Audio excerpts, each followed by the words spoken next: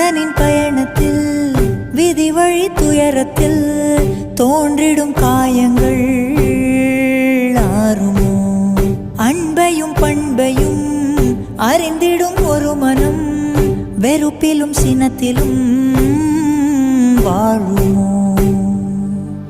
வெளிச்சத்தை தரும் என்று ஏற்றிய தீபம் ஊர் முழுவதையும் எரித்து விட்டு தீயாயானதேனோ?